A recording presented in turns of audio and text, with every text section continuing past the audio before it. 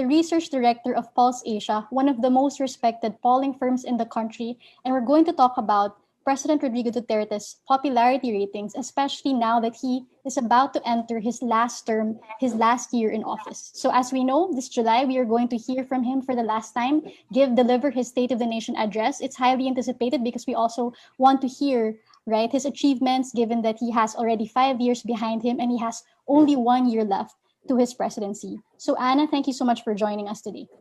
Thank you for inviting us. All right, so Anna, just siguro something that's on everybody's mind, right? We've seen a very, very turbulent 5 years under the Duterte administration, from the drug war, which led to very controversial headlines for the president, to 2020 and 2019, where we saw the pandemic really test this government's leadership and its response to such a health crisis. So siguro one thing that astounded a lot of observers, right, was that Pulse Asia released a survey October last year showing that 9 out of 10 Filipinos approved of the Duterte administration's response to the pandemic. And for some people, it was surprising because just looking at the absolute figures, right, where we had a severely hit economy due to very strict lockdowns, but at the same time, we saw uncontrolled transmissions of COVID-19 despite that strict lockdown. People were thinking, how can President Duterte possibly survive in terms of popularity? So siguro just your quick take on that. Like, what would you say, seeing these months play out, the pandemic response play out, why would you say Filipinos still approve of the president's response to the pandemic? Well, we asked them why they trust the president. So it's not just about the handling of the pandemic, but throughout that 5-year term. And essentially, they're just saying that nabawasan ng droga, nabawasan ng kriminalidad. And then because of the pandemic, we now see some of them saying, natulungan kami because of the ayuda that the administration gave last year. So that is their explanation for their support for him. Mm-hmm. And when you're talking about ayuda, no, siguro it's to put it in context, it's really the lower income Filipinos who receive this. And we also know that a large chunk of your respondents are from the Class E and Class D Filipinos. How about the Class ABC Filipinos? What did they say? Well, they essentially agreed with the rest of the Class D and E. They also approved because we were getting 91% approval, 91% trust. So there were also some Class ABC there. And what did you see? Looking at the data, siguro when you first took a look at the responses of the respondents, what were your first thoughts as a pollster? We were also surprised that it was high, considering that the economy was severely hit. And we knew that a lot of people lost their jobs and a lot could not go to their jobs every day.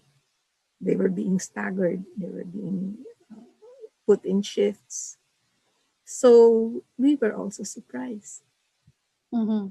I've also read some analysis by some observers, like for example, si veteran journalist Luis Teodoro was citing a possible fear factor as a possible reason why Filipinos overwhelmingly still approve of the president. Do you think there's basis to think this way, that maybe people are just scared, that's why they just say, yes, we trust the president, or yes, we approve his response to the pandemic? In your methodology, do you think there's any room for this fear factor? Well, we thought the same way during the start in 2016, because we were thinking that because of the drug war, the violence of it, there would be less, we were getting lower approval ratings for him. But when we observed, we sent our people to observe field interviews, there was no evidence of fear factor. Although we're still trying to look at that angle by asking whether they think media is free to speak, but we don't have the numbers yet for those. So we're still looking at it, if it's possible that there is a fear factor. But from what we have been observing, we weren't seeing any evidence of it. So what was the evidence you're mentioning that persuaded you that maybe fear factor isn't actually happening, isn't because when our people went with the field interviewers, the people would actually say, because they're given the rating board, and so that on the rating board, we have yung talagang aprobado, aprobado. They would put, dito to, dito ito, talagang aprobado. So it was voluntary. And so that's what we have been observing. I guess siguro in relation to this, no, we also saw another polling firms, social weather stations naman have a survey where they said that um, a lot of Filipinos reported being scared or thinking it's dangerous to publish anything critical of the Duterte administration. You have different methodologies, but I'm just wondering how you would reconcile this figure to maybe the possibility of fear factor playing into surveys. Well, it's possible there's fear factor. We're just not seeing it when we're going out into the field. Mm-hmm. It's possible they fear giving negative comments. But when we do ask them why they trust this president, they do have their reasons. They give their reasons. Nasabi mo nga, Anna, that you were saying that because people feel na natulungan naman sila during the pandemic, right? Like kahit pa paano naman may ayuda, kahit 1,000 or 2,000, but they receive something. And I guess to a Filipino, maybe someone who expected something worse, a worse outcome, given the pandemic was so scary, especially at first. Are you saying that, kumbaga parang Filipinos felt that despite, I mean, I'm wondering lang if Filipinos, like respondents, a majority of them, saw naman the reports about the economy declining and jobs, people losing their jobs. Do you think that affected in any way their assessment of the pandemic response, even if they received some sort of aid? Apparently, it did not, because they were telling us that this was the effect on them, that they lost their jobs, okay, that they are unable to report for work. And yet, okay, when we ask them why they trust him, they say, well, some of them said, well, because of the ayuda. Wow, They, so it they all probably think that this pandemic is really a problem that's very difficult to handle. That's why they're giving the administration some leeway. So, kumbaga, they don't really trace the hardships of the pandemic to the leadership, to Duterte, but Yes. more of everybody else is experiencing it, and we're just happy to receive something from the government. Because they also know that this is happening worldwide. Mm-hmm. Okay, I see. Siguro bigger picture, right? So, but the pandemic is just one aspect of the presidency we've seen. In the past 5 years, and dami ring ibang controversy, the drug war. We just heard about the ICC developments. Marami, like his misogynist statements, his threats against ABS-CBN and other media. I mean, studded by controversies talaga yung administration ni President Duterte. But at the same time, he himself courted controversy, right? With his statements, with his controversial kill threats. So, siguro, given that we are approaching the start of his last year, we are approaching his last SONA, you've seen in Pulse Asia how his survey ratings kept at a high level, right? What would you say, what's your comment on that? How would you assess the president's performance in terms of just his survey ratings? What do they say about the president?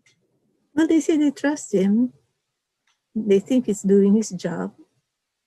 Actually, it came out, somebody told us that when he was talking to the people about the pandemic, and it was done at late hours, in an FGD, they actually think that he's very industrious. He's working until that late hour.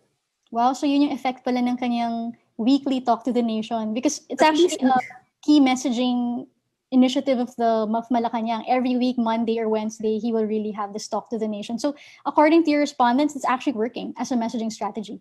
in an FGD, we were just told, not the survey. It was an FGD result.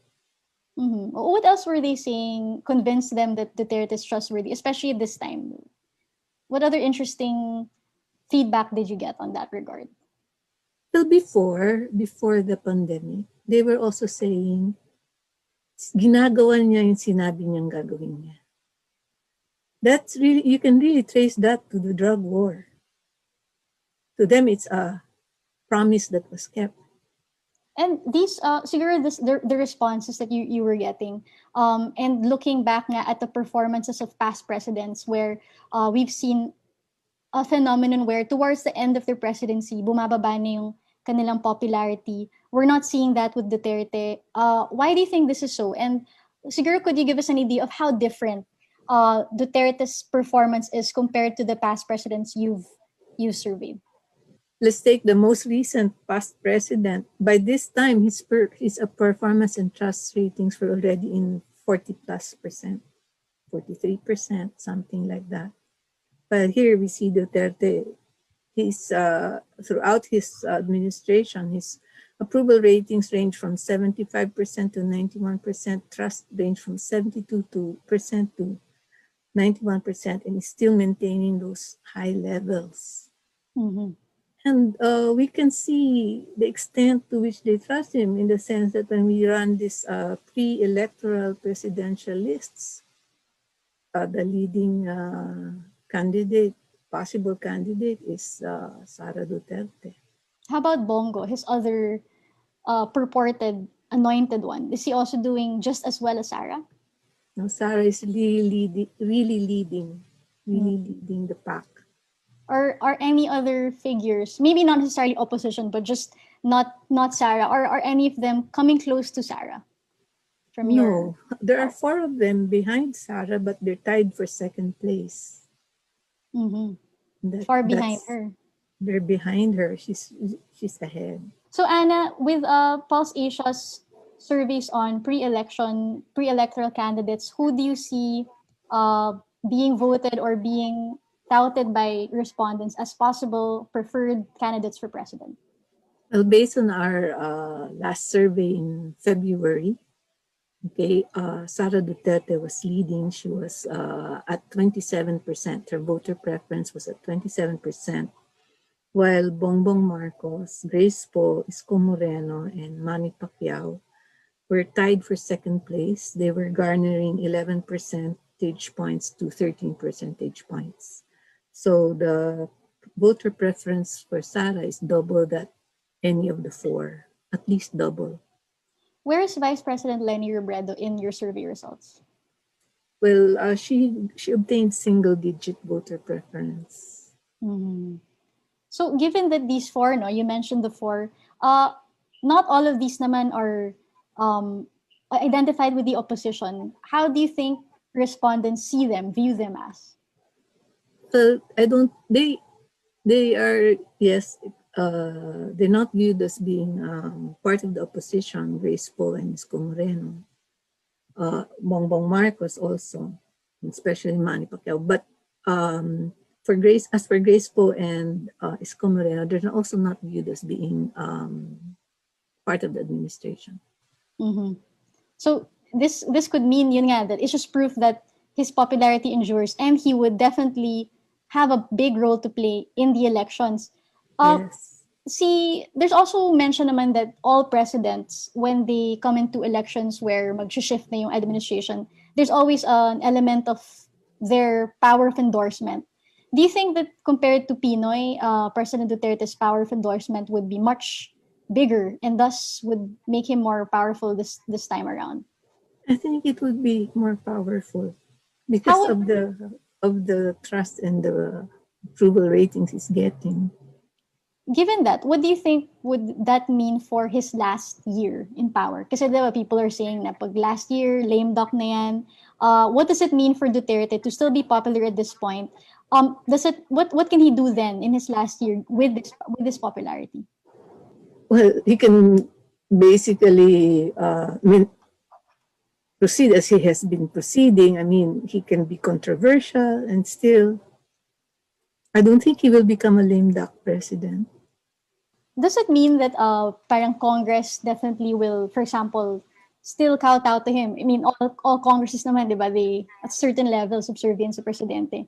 Will this be even more so, despite the fact that lots of members in Congress also have their own political ambitions? And some analysts are saying, di ba, parang you can expect a division in the political alignments. The coalition that Duterte formed would be breaking apart as the elections comes near. Do you see this happening also with Duterte? I'm not so sure about that. There is a possibility that the coalition will be weakening because of the ambitions of others not just in Congress, because there are others also who are aspiring for the presidential and vice presidential positions. So there could be some weakening there. Nevertheless, his endorsement power will be quite strong. Why do you think Duterte has managed to keep his rating so high? I mean, not just pandemic wise, but in general, right? In his past 5 years in office, what is he doing right? You think? I think he really scored in a major way when he launched this anti-illegal drugs campaign, and that sort of convinced them that he is able to do what he says he will do. Does that mean, Anna, that Filipinos don't really care so much about human rights? Kasi, di ba yun naman yung contention sa kanyang drug war, that it's led to killings mostly of the poor. And we know that a lot of Filipinos are poor. Di ba parang may disconnect na sila yung pinapatay, but they're also the ones giving him a high approval rating. How would you explain this discrepancy? If it's a Because discrepancy. those, you see, they're all, most of them are poor, yes, and in a poor community, the drug addicts would be the minority. They would not um, be forming a large proportion of the population there, but they happen to affect the level of criminality in the communities. So when the anti-illegal drug campaign was ongoing, the criminality was reduced, and those who don't have relatives who are drug addicts, who are also in those communities, actually felt relieved. So I think that is the reason, even though it seems like there's a disconnect. But yes, maybe they didn't see it in terms of human rights violations. They probably viewed drug addicts as being against the law. Of course, due process indicates that there should be a way to handle that and not just, a killing spree. But the very first quarter of his administration, that was the feedback I got from the laundry woman of my sister who lives in Payatas. So that was the reason. How about the higher income Filipinos? Like, you would think that their concerns would mostly siguro be about urban order, right? Like traffic, solving traffic. I'm sure the pandemic hit the middle class very much because a lot of businesses went out of business due to the health crisis, due to the strict lockdowns. Why are they still supportive of President Duterte? Okay, there's a portion of the middle class and upper class that's critical of the president. There's that portion. Now, the other portion, well, perhaps they think there's more order, despite the fact that, okay, they also suffered economic losses during the pandemic. Again, the problem with the pandemic is it's viewed as something that's just too huge, okay, and it's worldwide. That they're giving the administration, I think they're giving the administration some slack. Mm-hmm. I was speaking to Cleve Arguelles. He's a political analyst with the De La Salle University, and he was saying that it's possible that the pandemic even bolstered President Duterte's ratings. In fact, it might have, kumbaga, reaffirmed his mandate for a lot of Filipinos because populist leaders daw like him tend to thrive in emergency situations like this. Does that reflect, you think, in the surveys you've seen and maybe the respondents you've heard from, this thinking? Well, since he maintained his ratings, I don't think it was bolstered. It just stayed high. Mm. So it just kept him afloat. It didn't hurt him, Yes, but neither did naman it I bring think him to new levels. yes. So moving towards elections, right? So 2022 is near, very near. In fact, it's around the corner. People are already announcing their political shifts and realignments. Do you think that there is an opportunity here? We know that Duterte's ratings are high, but and the pandemic continues to be an issue. Do you sense any opportunity for politicians, different competitors, different aspirants for Malacanang to kind of a way for them to be relevant despite Duterte's popularity, to challenge him in the elections? There's opportunity, but it will be quite difficult. They, they will really have to be careful. Does it necessarily mean that Filipinos would most likely drift away from a solid opposition figure? What does it mean for the opposition, basically, that Duterte is still popular? It's making it very difficult for the opposition candidates to get in, not just for the presidential or vice presidential, but even the senatorial election. Do you think, though, that voters would be open to a figure who is not opposition, but neither is he Duterte's anointed one? I mean, is there room for that, you think? It's possible. It really depends on the personality of that person who is not opposition. Is it? Are you saying that when you say personality, what do you mean? Like, what would be a personality that wouldn't turn off voters who are supportive of the president? I think that it is important that that person is not perceived to be part of the elite. Elite meaning like Meaning they can relate to that person.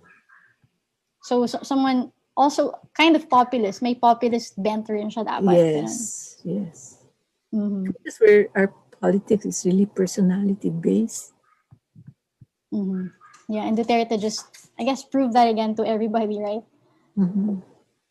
Sige. Siguro, Anna, last question. Like, given that we have just 1 year left, what would be Duterte's challenge? Do you face, actually, before that, no, I also want to know, is Pulse Asia going to release more surveys? Because we usually release around March, diba? And also around June. But so far, we haven't received any new ratings from Pulse. Could we ask, when do we expect new survey results for the president, for the cabinet also? We may not be releasing the performance and trust ratings of the president. They don't change. So what we have been releasing are the results of the pre-electoral questions and the handling of the pandemic. But you've conducted those surveys, yung March, June. Yeah, the June survey, the results are being processed. The data is being processed. Were these surveys conducted physically also, or by mobile? Yes, face to face. Oh wow! So you were able to resume the face to face. That's good. And you'll be releasing this soon. You'll be releasing. We'll be releasing the results on the pandemic, but not necessarily the performance and the trust ratings of the president. They don't change. They don't change. So you're saying, but I mean, whether or not they change, wouldn't the public want to know also? We have not released recently.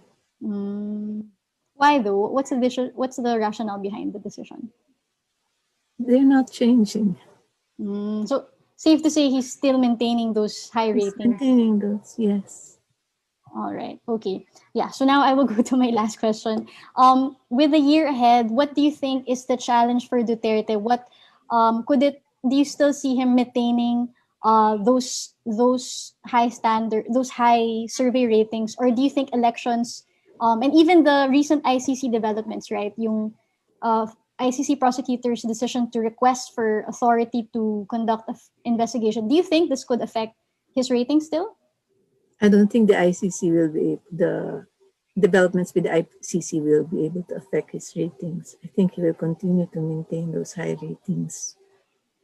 So, in terms of ratings, he will just be able to proceed as before, even if it's already last year.